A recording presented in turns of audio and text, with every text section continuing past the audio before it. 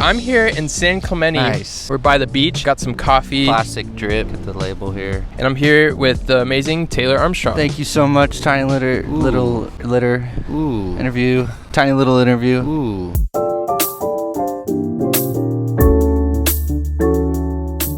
Taylor, how you doing? I'm doing well. How's it going? Taylor, who are you? Who am I? I'm Taylor Armstrong. Yeah, I would say above everything, just try to be myself, try to be authentic and vulnerable in mostly everything I do. And people say I'm a tender soul who thinks a lot before he speaks. So, yeah. Taylor, why do you do what you do? You're an artist, you're a musician. Why take the time to pursue this art? Dude, we should almost flip so that we have the ocean. We gotta have the ocean. Oh yeah, you're so right. Try this again now that we have this view. That's why I do what I do. Honestly, writing music has become a bit of a habitual journal entry for processing my grief, for processing my trials, for processing life in general, you know? And it's not so much about creating a career as much as it is about just creating. It's been a while for me where I haven't sang or like written. I start to feel like really off. So I think it's a passion, you know, with music. It's just generally just a passion and a way for me to process life.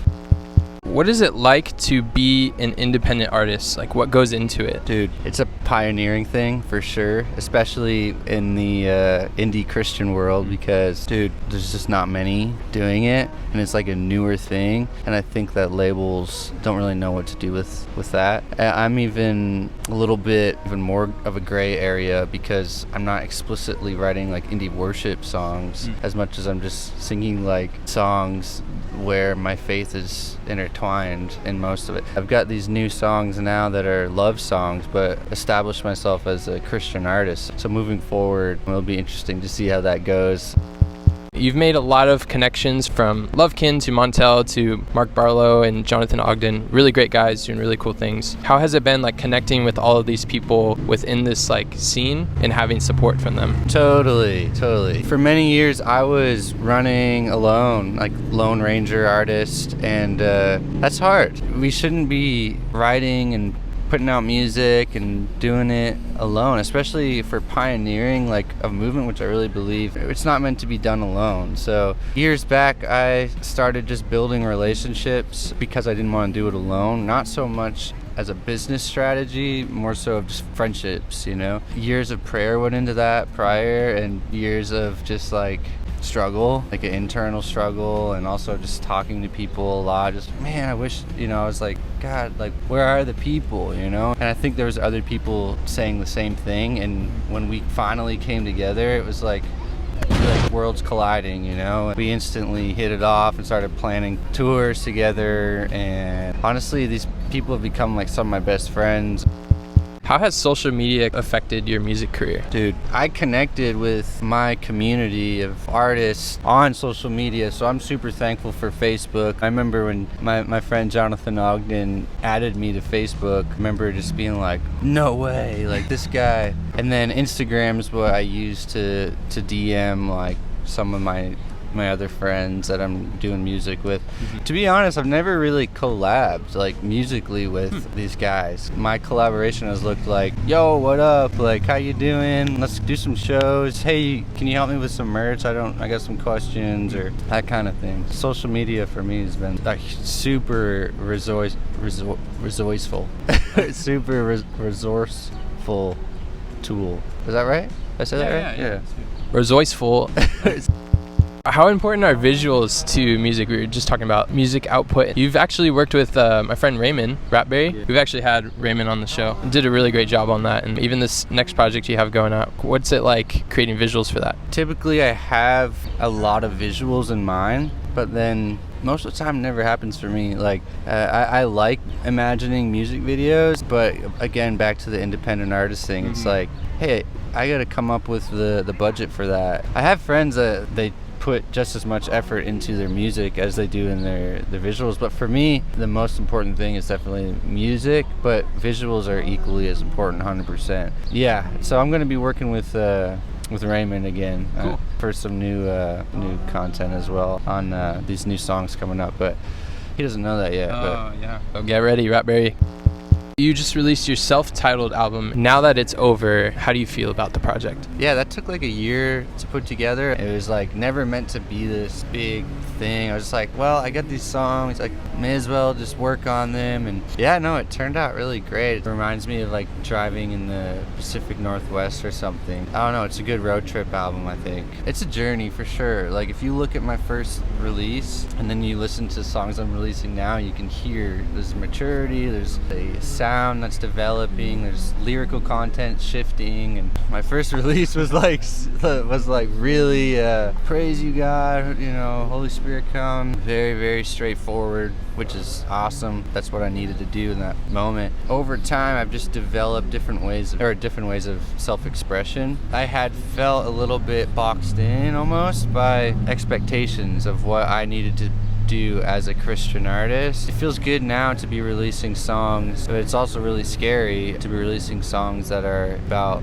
my girlfriend. It's what's inspiring me, you know, just singing about her and falling in love, and it feels good to sing about it, you know. Doesn't mean I'm not gonna sing about Jesus still, you know. I'm still writing worship songs at home, but there's a level of freedom that's developed over the years. Is Sarah cool with you writing songs about her? Yeah, I think she likes it. I probably owe her like a lot of royalties. I mean, even the Moonflower thing, that's my next project, it's Moonflower, and I got that from her. She wrote a poem about a moonflower, and I just like loved the concept. Yeah, I just snagged it and probably owe her something. Your songwriting workshops. What has it been like connecting with artists and inviting them into these workshops? And then 2, helping other artists to write songs. I started the songwriting workshops during everything that's been going on this last year or so. And yeah, it was just like a way to give. I did the Lone Ranger thing as an artist for a while, and that was hard. And I don't want that to be the story of other artists. Community accelerates growth, you know? It's been really cool. I've met some amazing artists, extremely talented artists, and I've even had the privilege and the honor to work with some of them. So I've done production for a few of the artists I've met there, and some of them become dear friends of mine. And even the guests I've brought in like John Mark Pantana, and Mark Barlow, John Mark McMillan. And all the marks, right? All the marks. All the John Marks. Exactly. There's so many of them. It's been just a really, really, honestly, inspirational thing. So yeah. We know your music, but we want to get to know you. What are your thoughts on cassettes? Cassettes. Go buy my cassette today.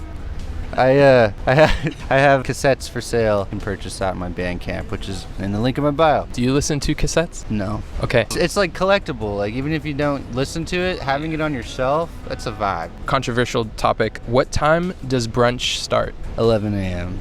Is there any reasoning behind that answer? 11 a.m. is after 10. 2 + 2 is 4. And it's like before 12. -1, that's 3, quick maths. What's the best part about living in California? Nice. What are you looking forward to about playing live music again? I'm looking forward to playing new songs. What should we expect from your next project, Moonflower? Yeah, so, Moonflower, basically expect... Man, 2 helicopters. Maybe a shark attack or something, I don't know. Probably. Yeah, so be expecting to be hearing different stuff than my norm. Be ready to be surprised a little bit, I think. I would say Call Me Up. Your new single is definitely like a dance kind of bop song. Are you going to be dancing on stage while you're performing that? Oh yeah, for sure. I don't know, maybe. I get so awkward and so uncomfortable. Inside I want to, but when it's time to like get in front of people and do it, I know that everybody's watching me about to groove out. I'm like, I'm just gonna sit here. Do you have any questions for me?